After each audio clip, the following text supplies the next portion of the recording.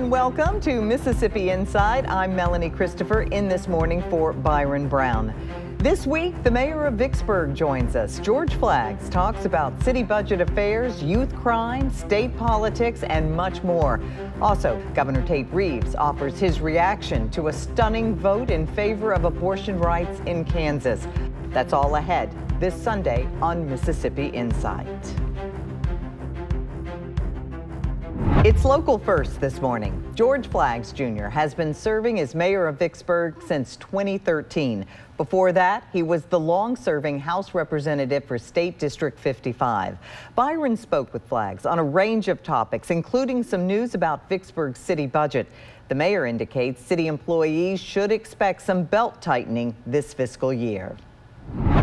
Well, what we've done is set some guidelines for our 2023 budget, and that is there'll be no pay raises for now. We will look at the pay raises in about 6 months, but we will be some pay adjustment and some merit pay increase, but no across the board. We also adopted a 97% rule. That simply means that you've got to operate your budget 97% of the revenues from last year. So all we're going to be looking at is capital expenditure. And then at the same time, we got a freeze on hiring for the exception of 2 positions. That's one for a civil engineer and one for an urban planner, something that we need to meet the needs of the future. When you talk about the budget being tight, why is the budget tight this year? What's the cause of that? Of course, Byron, you know I'm a fiscal conservative guy. I like numbers, and I like to be tight on numbers, and I like to under-promise and over-deliver. So I'd rather not promise all the big things on the front end, and let's look what this economy does. We're still coming out of a pandemic. We're coming out of a post-COVID, and the revenues look good in terms of sales tax, gaming tax and property taxes. So let's look at them again after we develop this budget. I like to be tight on the budget on the front end rather than having to go through furloughs and layoffs and reduction in budget after 6 months. Your first 6 months of a municipal year allows you to see better your forecast of your projection of your revenue.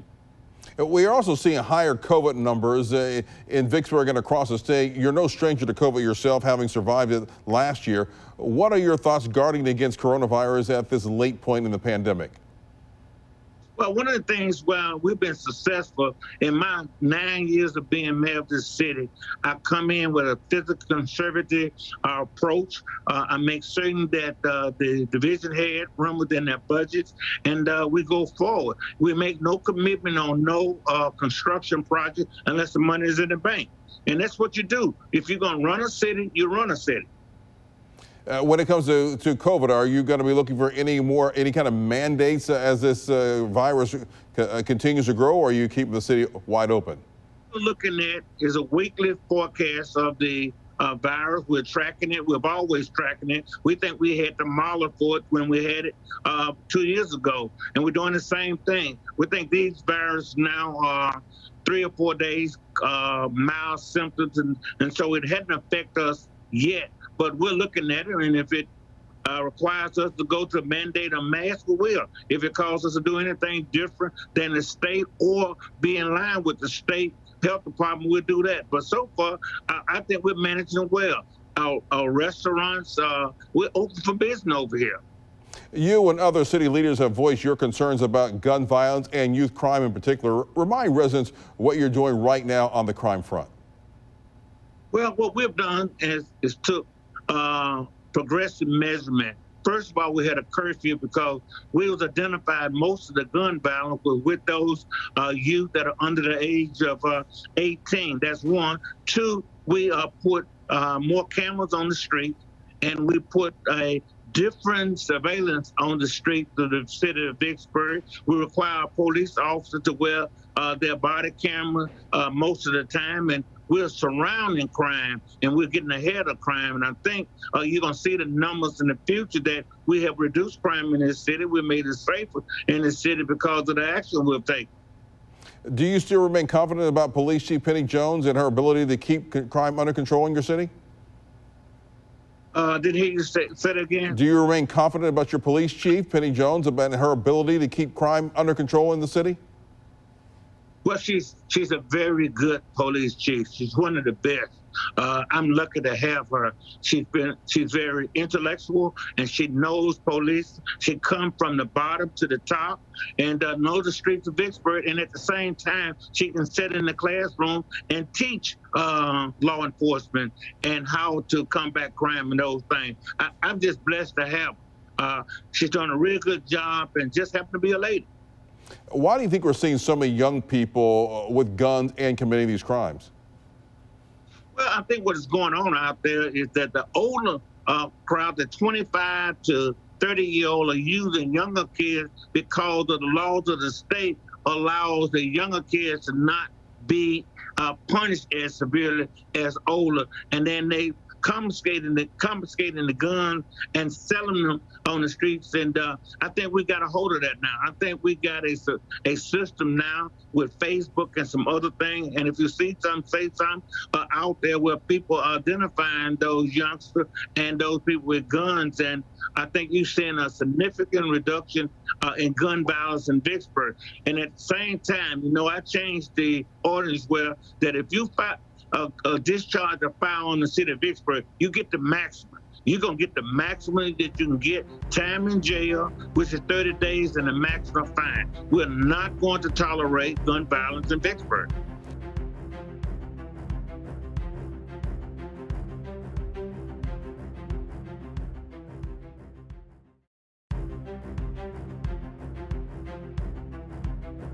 Let's look at Mississippi politics and our impact nationwide. Of course, the state won its Supreme Court case to overturn federal abortion protections. What is your position on this development and the current state ban on abortions? Sure. I'm all for the Supreme Court case on abortion. I'm pro-life. I've been pro-life. I've been pro-life ever since I've been in politics. I'm also a gun advocate. I'm for the right to bear arms and those type of things. But at the same time, I think that when you look at the abortion case, I commend the lieutenant governor, the governor, and the speaker for being more proactive now on child care, and then looking at the type of programs that allow us to now take care of the pregnant mothers from pre-pregnancy to post pregnancy. And so I think that's a good news. I think the lieutenant governor appointed a committee, and the speaker going to appoint a committee to look at child care. I'm glad they are now taking care of the babies outside the womb. And do you think we're going to see some change? Because Mississippi has lagged in that category of once a child is born and dealing with women who during pregnancy, particularly poor women. Do you think Mississippi is going to improve in that area? Oh, absolutely, Byron, because they have no choice now. They backed themselves in a corner. They have stopped people from having babies by aborting the abortion, and they won on that front. Now they got to win on the front that allow them to take care of mothers and children. And I think they'll do that. Whether or not they expand Medicaid, I don't know. I don't advocate that. I think there are things that they can do to protect and to provide funding for mothers that are pregnant, and I think that's what we need to do. I'm an advocate of letting a child live. We are 3 months away from the midterm congressional primaries. Most of our current delegation in the U.S. House are favored for re-election, aside from Stephen Palazzo, who lost his primary. These midterm elections traditionally favor the party that's out of power. What do you think of Democrats' prospects of keeping power in Congress come November? Well, my limited knowledge on congressional politics is that I believe that it is a year of the incumbent. So for the section, you're going to have some upset here and there, but I don't see a surge in Democratic seats in the House. I think they'll hold on to the Senate, and it's going to be a toss-up in the House because I just think that it's a year of the incumbent. At the same time, I think there's some kitchen table issues and there are some other issues that are going to motivate a lot of folks to go out and vote that just happen to be Republicans. Next year, we have statewide elections to look forward to, and it's not clear that Governor Tate Reeves won't face a major challenge in the Republican primary. But what about the Democrats? Who do you believe has a shot at the mansion next year? I don't think Democrats has a possible chance of upseating any of the Republican statewide elected official. This is a Republican red state. It's solid.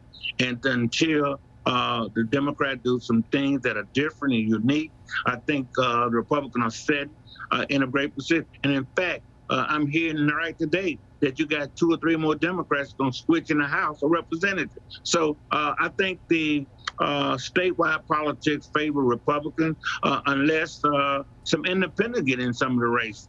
And I think if independents get in some of these races, you're going to have some tight races. But I still think they may and probably favor Republicans. You were a former Democrat who went to become an independent. Are you concerned about the Democratic Party and where they stand and the role they have, and that they're not a strong opposition party these days? Well, I'm concerned about politics, period, in Mississippi. I don't think the Republicans take independent and minorities serious, and I think the Democrats take minorities and independents for granted. And Governor Reeves, do you think he's going to have a strong challenge next year, or do you think he's in a safe spot? No, he's got too much money. It's just he's got too much money, and the polls gonna favor him. He's right to the right of the center in the primary, and I just don't think the Democrats can muster up enough money or independent against him in the general election. I think he's sitting pretty good. I think the lieutenant governor's sitting pretty good. I think, in fact, I'm gonna reiterate that. I think all the Republican incumbents are sitting pretty good because this is a red state. And I think the red state means there's red meat, and meat means money. You think the governor will be primaried, or you think he'll not be primaried at all? Well, I don't think he have a primary challenge, a challenge that can beat him in the primary. That means the governor. I'm hearing some talk about some tight race in the lieutenant governor race in the primary, but I don't see it as way other people see it. I think the incumbent, meaning Lieutenant Governor Holzman and the governor and all the other officers in the statewide position are in great position. I just don't see it. Now, going forward after this 4 years, I think with all the seats being open at the top, I think it's going to be an opportunity with Democrats if they can save the money and they can work themselves to the top. And some other, I think you're going to have some challenges raised 4 years from now. But in the next year, I don't see it. Overall, how do you assess Mississippi as a state? Are we in good shape or fair shape? Where would you rank Mississippi as the shape that we're in today? I think we're in a better shape than we were. I think we're growing to understand that it's important for us to be more inclusive. It's important for us to make certain that we do the things that that represent us in a progressive grade. I think changing the flag was monumental. I think some other things that we're doing, I'd like to see us do some other things that brings more inclusiveness to this state. We've got to be more inclusive when it comes to working with the people and the Democrats in this state. And I think you'll get that because going forward, the young voters are more determined and more progressive, that being Republican and Democrat young vote. And I think in 4 years to 8 years, you'll see the Mississippi that we'll always want to see. That's Vicksburg Mayor George Flaggs Jr. talking with my colleague Byron Brown. Mississippi's governor has a warning for abortion opponents following a big voter referendum in Kansas. It's Mississippi Insight, only on WJTV.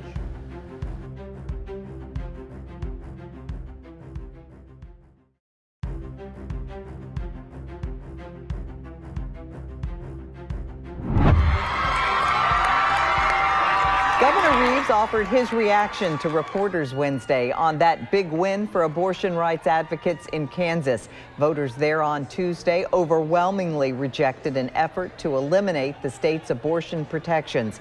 59% of them supported keeping those rights in the state constitution. It's the first vote of its kind since the Supreme Court struck down Roe v. Wade. We have worked so hard for the past year, but the last couple of months to really, communicate with voters about what is at stake, and really what was at stake was our constitutional rights and our freedom. And so, a coalition of voters across the political spectrum came together today and voted no. They voted no to protect their neighbors. They voted no on changing the Constitution, and really, demonstrated our free state roots here in Kansas are alive and well. Yes, sir, Tate. Speaking of democratic processes, the voters in Kansas yesterday rejected an amendment that would have stripped the right to an abortion out of their state constitution. It's a fairly conservative state. I'm just curious, do you think that even in conservative states like Kansas, like Mississippi, that that some of the views from elected leaders on abortion could be out of step with the majority of their population? Yeah, and I would agree with you that Kansas is a fairly conservative state. They do have a Democrat governor, and in looking at that particular election, a couple of things come to my mind. Number one, the question that was on the ballot was rather confusing. In my opinion.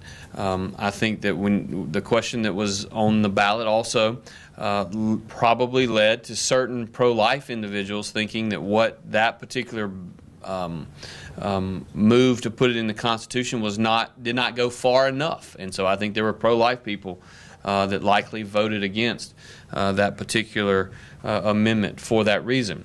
But finally, what I would say about the Kansas outcome last night is it's a pretty clear indicator, and it's something that those of us who are pro-life better understand.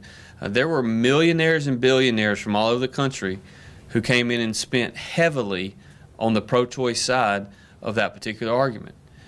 There was very little money spent on the pro-life side.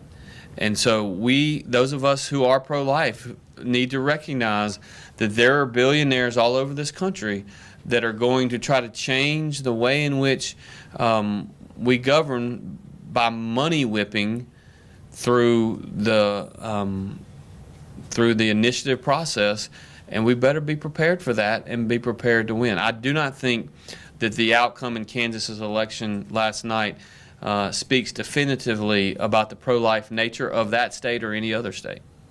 The governor was among many state officials applauding Mississippi's win in its abortion ban case before the U.S. Supreme Court. The governor took questions on the abortion debate at a news conference Wednesday. He scheduled that presser to announce his decision to shut down a federal rent assistance program. It's designed to help people who lost their jobs due to COVID-19 pay for rent and utilities. 12 News' Richard Lake reports the program currently benefits thousands of our neighbors across the state. Governor Tate Reeves has ordered the Mississippi Home Corporation to stop accepting applications for federal rent assistance on August 15th. According to Governor Reeves, federal assistance programs such as this one incentivize unemployment. We will continue to say no to these types of projects and these handouts that encourage people to stay out of the workforce. My top priority is making Mississippi the best place in the nation to live, to work, and to raise a family. That's impossible to achieve if able-bodied people aren't working. 36,000 individuals benefited from the program since it launched and offers up to 15 months of financial assistance. Governor Reeves believes the ending of this program should urge those enrolled to join the workforce. I think it will encourage individuals that perhaps are currently getting their rent paid for up to 15 months. It will encourage them that at the point at which that no longer is being paid, that it's going to encourage them and incentivize them to get back into the workforce. We're going to say yes to conservative principles and policies that result and continue to result in more people working. Governor Reeves says conservative economic policies like these are the keys to Mississippi's recent economic successes. Democrats in the state disagree. The state is in the economic shape it's in now because of the help the federal government lent to the state.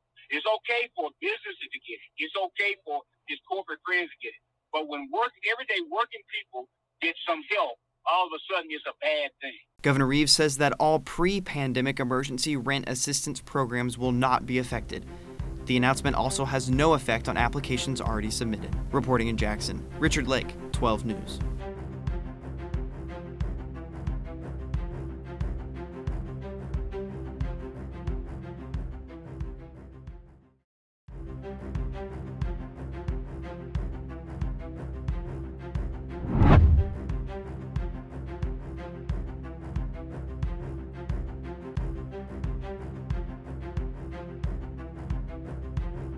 Thanks for joining us this week. Byron returns to the anchor desk next week with more of the political and current affairs coverage that you demand.